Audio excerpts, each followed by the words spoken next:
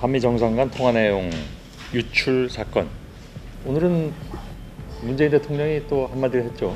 공직자의 기밀 유출에 대해 국민들께 사과의 말씀을 드립니다.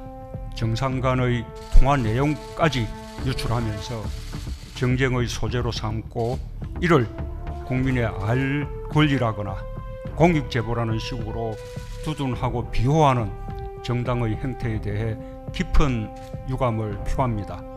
사실상 자유한국당을 타겟팅해서 그렇죠. 네. 얘기를 했는데 뭐 당연히 한국당은 더 반발을 했죠. 네 맞습니다. 예.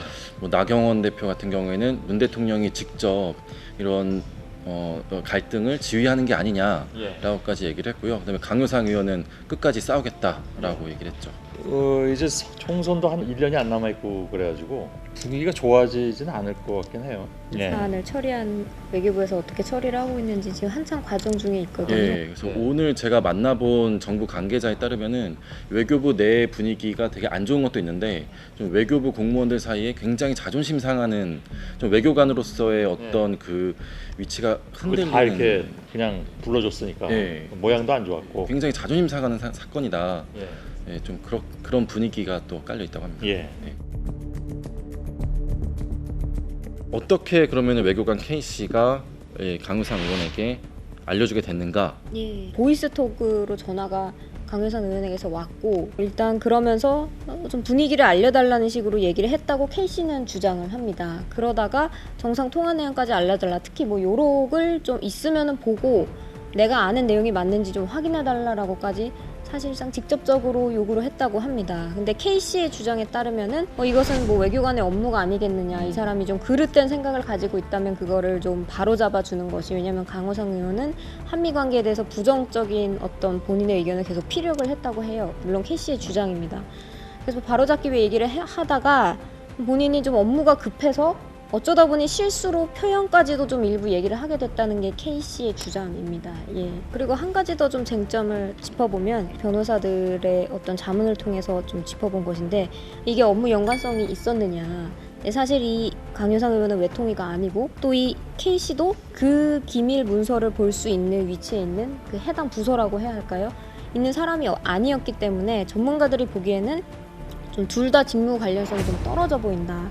만약에 직무 관련성이 있다면은 조금 사안이 달라졌을 수 있겠지만 떨어져 보이기 때문에 조금 실형을 받을 가능성이 높다고 얘기를 하는데요. 실제로 K씨의 이 주장, 이 변호인이 내는 것을 보면 계속해서 이건 외교관의 업무라고 생각을 했다고 주장을 하잖아요. 법정 다툼을 좀 염두에 둔 그런 논리인 것으로 보입니다. 강효상 의원 그리고 또 자유한국당의 입장은 알 권리 그리고 공익제보 이렇게 주장을 하고 있습니다. 이거에 대해서는 좀 어떻게 볼 수 있을까요? 전형직 외교관들이나 고위 외교안보 관리자들에게 좀 의견을 들어봤더니 이제 강효상 의원은 이게 상식이지 기밀이냐라고 얘기를 했잖아요. 그런데 그렇지 않다는 의견들이 사실 다수이긴 했습니다. 모 고위 전직 외교관 같은 경우에는 해외 사례를 들면서 미국 같은 경우는 30년 이상 비밀이 유지되는 경우가 비일비재하고 의회에서 우리나라의 국정원장격인 인사가 와서 브리핑을 해도 그 내용이 10년 이상 알려지지 않는 것이 굉장히 통상적이다. 그러므로 우리나라에서 일어난 이 일은 굉장히 창피한 일이고 있어서는 안 될 일이라고 설명을 하더라고요. 이 보안 업무 규정에 보면은 국가 안보에 영향을 미치는 것이 기밀 1, 2, 3급 판정의 기준이 되는데 아까 말씀드렸듯이 단순히 뭐 대통령이 우리나라에 와라라고 요청한 정도는 상식으로 볼 수도 있겠지만 그게 아니라 정상 간의 동선이나 몇 날 몇 시에 주한미군 앞에서 만나자는 그런 것은 당연히 국가안보에 영향을 미칠 수 있는 정보이기 때문에 뭐 이전 정부에서도 계속해서 정상 간의 통화 내용을 상급 기밀로 해왔다는 게 저희 정부의 설명이기도 합니다. 그리고 또 이제 뭐 강효상 의원은 판례상 외교상이 기밀이라는 거는 굉장히 제한적으로 해석이 되는 거다. 국가나 정부가 이렇게 정해놨다 할지라도 그 기밀로 법적으로 볼 수 있는지 여부는 굉장히 제한적으로 봐야 된다라고 했는데 뭐 저희가 이제 판례를 찾아본 바에 따르면은 이것이 알려짐으로 해서 국익에 또 공익에 반할 경우에는 아니면은 좀 침해를 입히거나 이런 모든 정보들에 대해서 다 기밀로 볼 수 있다라고 판례 나와 있는 경우들이 더 많더라고요. 이 역시 수사기관과 법원의 판단을 받아봐야겠죠. 네.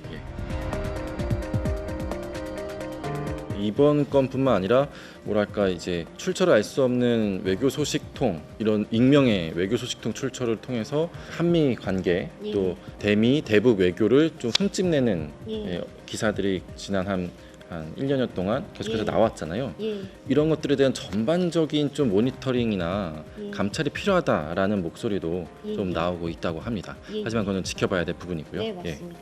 이것을 감찰하는 것이 맞느냐에 대한 의견도 나오고 있고 지금 여러모로 좀 혼란스러운 상황인 것 같습니다. 예. 예. 이 부분도 많이 궁금해하실 텐데 제일 속상한 게 다른 국가에서 우리나라 대통령하고 통화를 꺼리지는 않겠죠. 다른 정부가 우리나라에 불신이 생길 수도 있는 여러분들이 우려하시는 그런 부분들도 있을 수 있기 때문에 우리 정부가 더 강경하게 이렇게 대응하는 모습을 보여주는 게 또 그런 결과를 내놓는 게 우리의 외교적 위상과 또 다른 나라의 어떤 그런 우려를 불식시킬 수 있는 부분이 되겠죠. 예.